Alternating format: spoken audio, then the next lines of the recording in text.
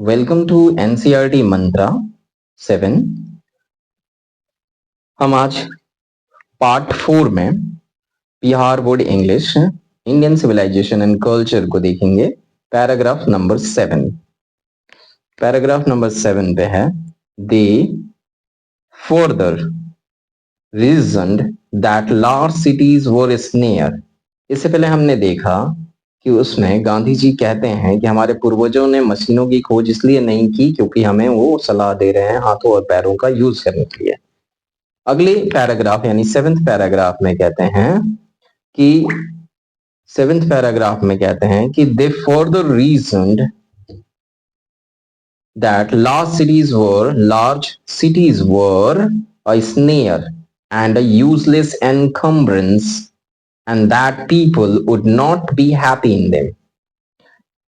वो आगे कारण बताते हैं कि बड़े शहर जो हैं एक स्नेयर है। स्नेयर का मतलब होता है जाल। बड़े शहर एक जाल है। And a useless एनकम्ब्रेंस। एनकम्ब्रेंस का मतलब होता है बोझ, बर्डन। तो ये बोझ हो गया, ठीक है। एनकम्ब्रेंस मतलब बोझ, स्नेयर मतलब जाल, trap.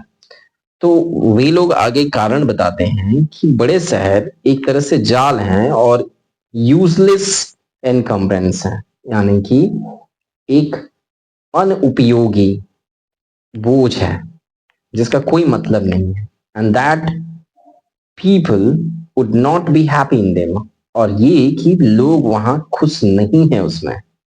And there would be gangs of thieves. और वहां पर चोरों का समूह है। चोरों का समूह है और रॉबर्स हैं, डकैतों का है समूह। इसके बाद कहते हैं कि प्रोस्टिट्यूशंस भी हैं। प्रोस्टिट्यूशंस हैं and vice versa flourishing in them. वैश्यावृत्ति। प्रोस्टिट्यूशंस का मतलब होता है वैश्यावृत्ति। सॉरी, वैश्यावृत्ति।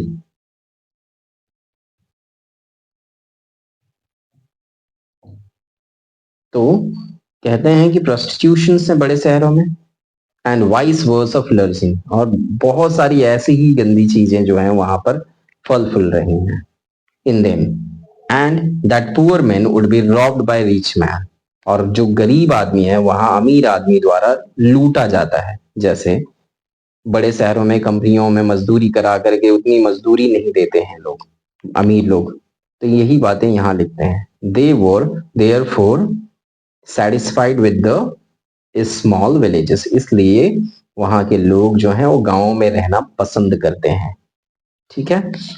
तो अब चलते हैं 8th पैराग्राफ पे। कहते हैं कि they saw that kings and their swords were inferior to the swords of ethics। वे लोग कहते हैं कि किंग्स के स्वर्ड्स जो हैं वो एथिक्स के, यानी राजा की तलवार यानी उसकी शक्ति भी इंफीरियर है स्वर्ड्स ऑफ एथिक्स के आगे। यानी किसी के एथिक्स के आगे वो क्या है, इंफीरियर है, हीन है, छोटे हैं। And they therefore held the sovereigns of the earth to be inferior to the rishis and the fakirs, and therefore held the sovereigns of the earth to the inferior earth to be inferior to the rishis and the fakirs। इसीलिए जो है संप्रभुता जो है अपनी वो उसको inferior ही नीचे रखा ऋषिज और फकीरों से। A nation with a constitution like this, हमारे जैसे संविधान वाले देश को, राष्ट्र को is fitted to teach others than to learn from others। हमारा जैसा संविधान है, इसे किसी से सीखने की जरूरत नहीं है, हम दूसरों को सिखा सकते हैं। And this nation had courts. इस राष्ट्र में कोर्ट हैं, लॉयर्स हैं, डॉक्टर्स हैं, but they were all with in bounds.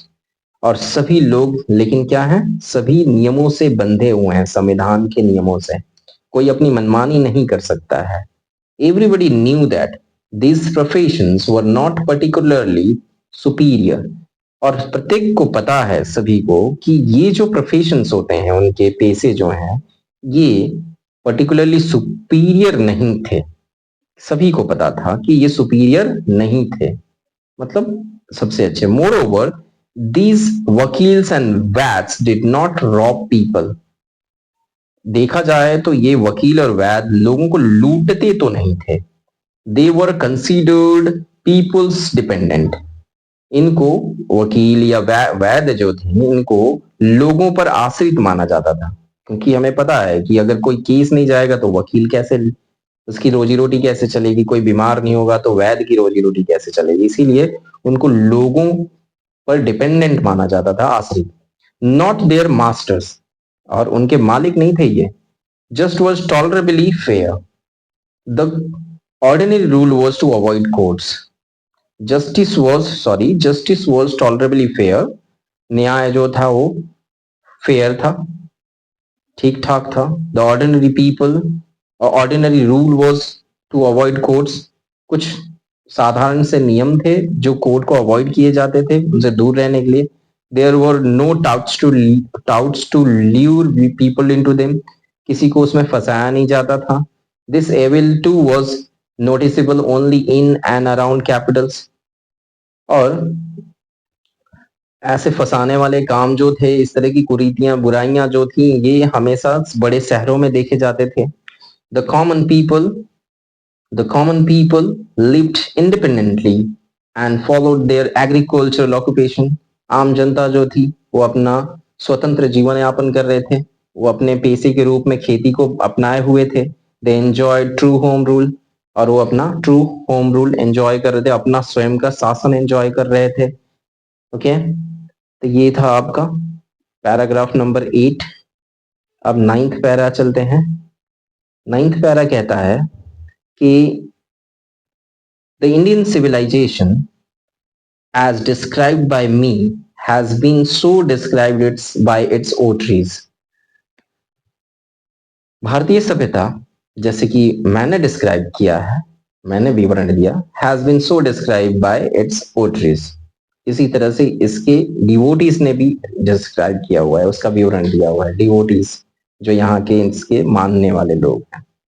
In no part of the world and under no civilisation have all men attained perfection. दुनिया के किसी भी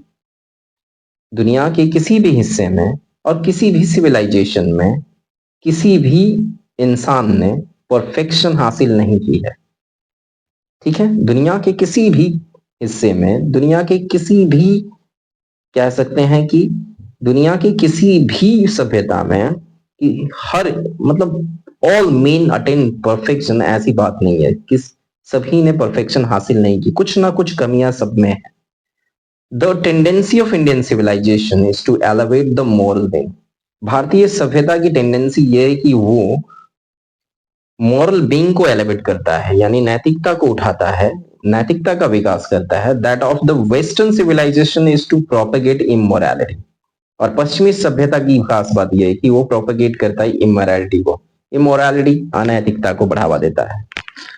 कहते हैं कि the latter is godless, the former is based on a belief in God. पहले ईश्वर में विश्वास था, लेकिन बाद में अब विश्वास खत्म हो जाएगा ईश्वर के अंदर।